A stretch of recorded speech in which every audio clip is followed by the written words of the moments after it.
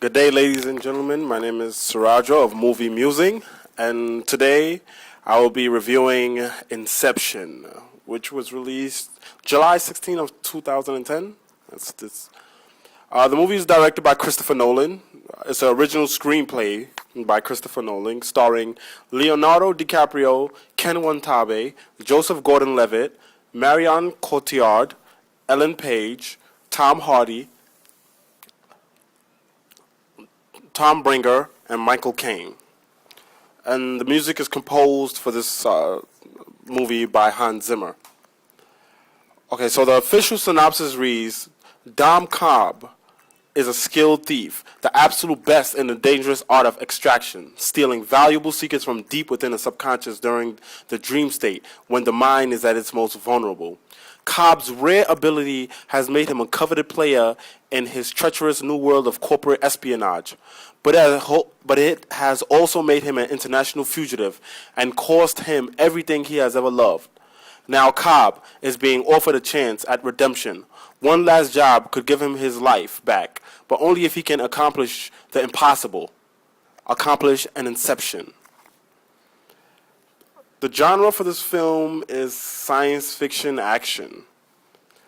So, I'm going to begin with the actor's performance. Normally, I would discuss many characters, but this film was focused on one character, which is Dom Cobb, played by Leonardo DiCaprio. First off, you kind of get hints of internal conflict early on in the story via his mannerisms in the scene with his wife. When Ken Watanabe is standing next to his wife, you can see a little bit of uneasiness he has.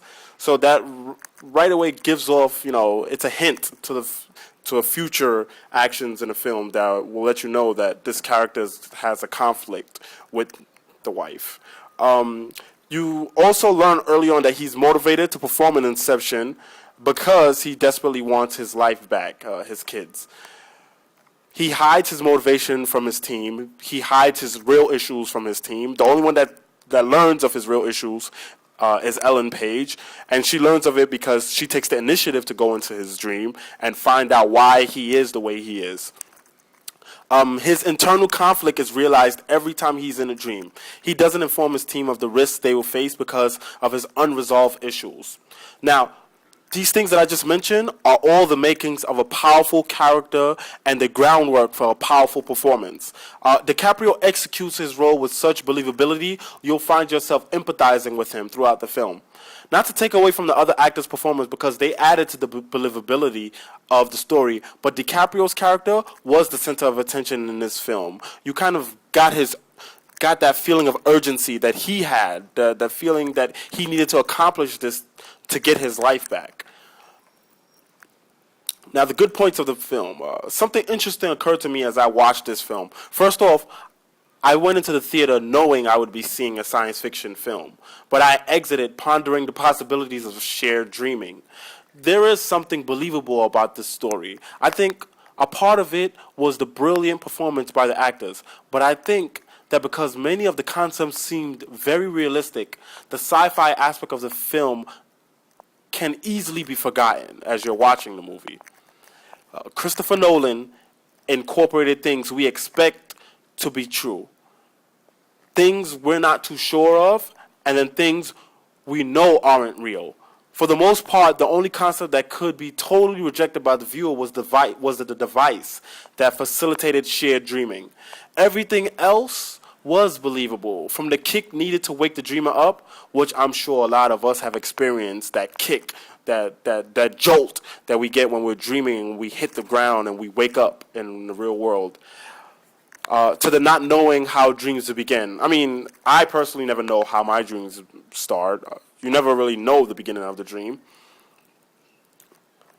And I'm sure you as well experience the same thing.